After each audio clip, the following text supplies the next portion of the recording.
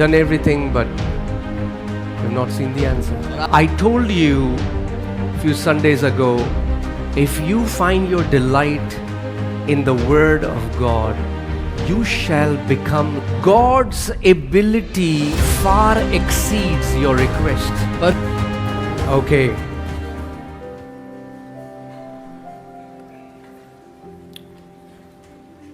Now, every testimony that you see every Sunday, अब हर एक गवाही जो आप देखते हैं हर Sunday, it happens to those who embrace the Word, वो उनके साथ होती है जो वचन को थाम लेते हैं, who are not mere hearers of the Word, जो साधारण सुनने वाले नहीं वचन के सिर्फ, but who are doers of the Word. लेकिन वो लोग जो वचन को करने वाले हैं. Because the Bible says, if you just hear the Word and don't work the Word, you deceive yourself. क्योंकि बाइबल कहती है अगर आप सिर्फ वचन को सुनते हो उसको करते नहीं तो अपने आप को धोखा देते हो. You have just wasted your time. आपने अपना समय खराब किया. फिर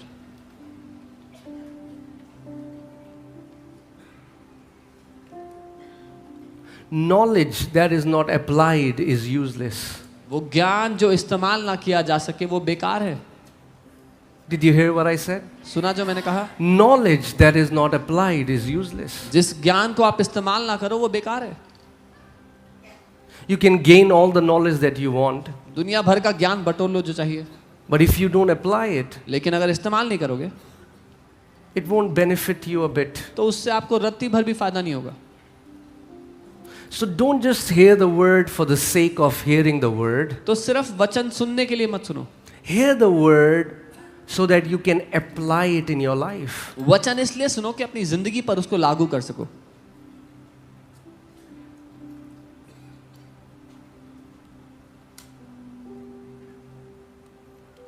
Because let me tell you something. क्योंकि मैं आपको कुछ बता दूं, The more Word goes in you, जितना ज्यादा वचन आपके अंदर जाता है the less you will be intimidated by things around you. उतना कम आप आसपास की चीजों से घबराएंगे.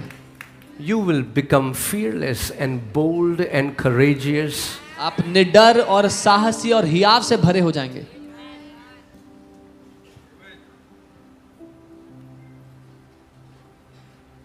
That's what you need. और यही आपकी आवश्यकता भी है.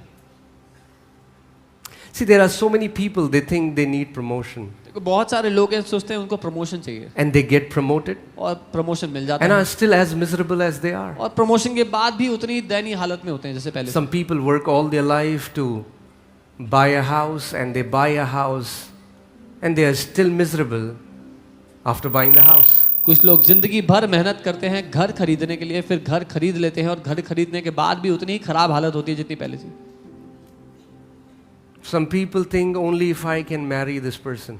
कुछ लोग सोचते हैं अगर बस मेरी इस इंसान से शादी हो जाए, And then they marry that person. और फिर उस इंसान से शादी हो जाती है, But they still feel empty inside. पर अभी भी अंदर खोखला महसूस होता है.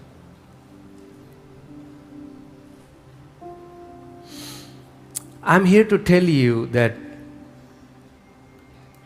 the greatest thing that you will ever need is the Word of God. मैं आपको ये बताने के लिए आया हूँ जो सबसे महान चीज आपको चाहिए अपनी जिंदगी में वो परमेश्वर का वचन है. Amen. Amen. The only thing that can satisfy you is the Word. एकमात्र चीज जो आपको संतुष्ट कर सकती है जिंदगी में वो वचन ही है.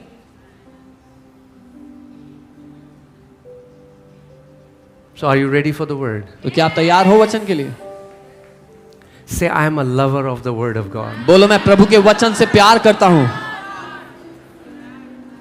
I don't take the Word lightly. मैं वचन को हल्के में नहीं लेता. I'm not a casual hearer of the Word. मैं हल्के रवैये से वचन नहीं सुनता.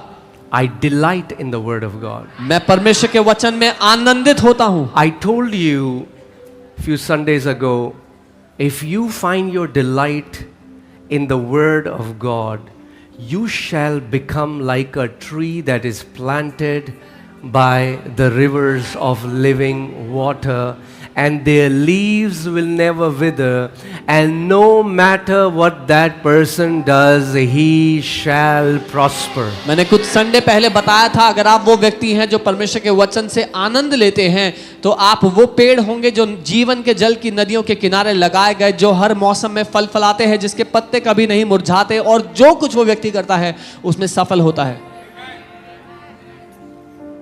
Amen.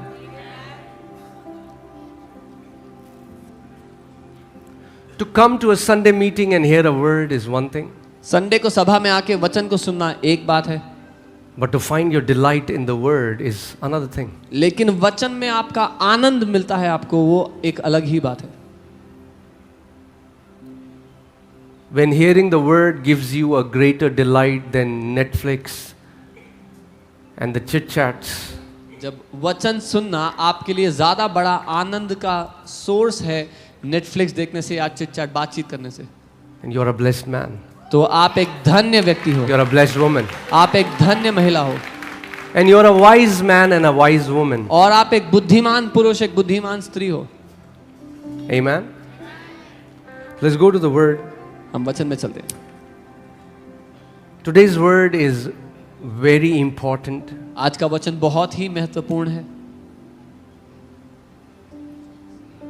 because some of you have been praying for years क्योंकि आप में से without getting the answer. आप में से कुछ लोग सालों से प्रार्थना कर रहे हैं, अभी तक उत्तर नहीं मिला उसका. And you have increased the number of days that you fast, and you have done everything, but you have not seen the answer. और आपने उपवास के दिनों की गिनती बढ़ा दी, सब कुछ बढ़ा के ट्राई कर लिया, पर उत्तर नहीं मिल रहा.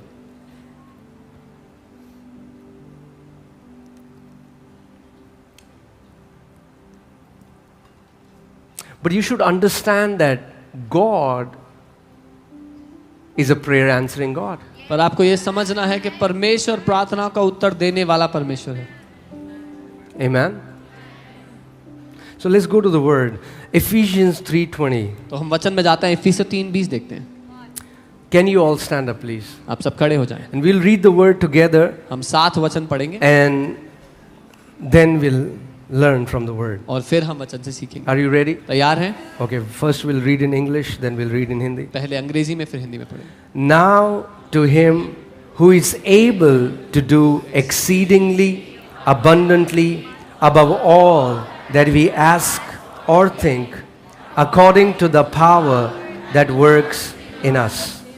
अब जो ऐसा सामर्थी है कि हमारी विनती और समझ से कहीं अधिक काम कर सकता है, उस सामर्थ्य के अनुसार जो हम में कार्य करता है.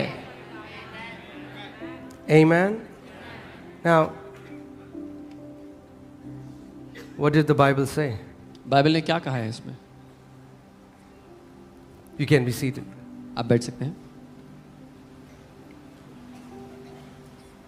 No matter what your need is, फर्क नहीं पड़ता आपकी आवश्यकता क्या है, God's ability far exceeds your request. परमेश्वर की क्षमता आपकी विनती से खरबों गुना ज्यादा बड़ी है. Is it a sickness कोई बीमारी है that doctors have said there is no cure? जो डॉक्टर्स ने कहा है इसका कोई इलाज नहीं? No matter what it is. फर्क नहीं पड़ता क्या आवश्यकता है The Bible says, now to him who is able to do, not just able to do according to your request, but exceedingly and abundantly more. That not only what you ask in words, but even think in your heart. God knows the very thoughts, very requests in your heart, and His ability to bring it to pass far exceeds your request. Bible कहती है कि परमेश्वर की क्षमता इतनी महान है, जो कुछ आप प्रार्थना में मांगते हो, विनती करते हो या सोचते भी हो, अपनी दिल के अंदर भी कोई चाहत में सोचते हो, उससे भी कई ज्यादा गुना बढ़कर परमेश्वर करना चाहता है. उसकी सामर्थ्य उतनी. So His ability to perform a miracle in your life far exceeds your request. आपकी जिंदगी में चमत्कार करने की जो परमेश्वर की क्षमता है, वो आपकी विनती से बहुत ज्यादा बड़ी है.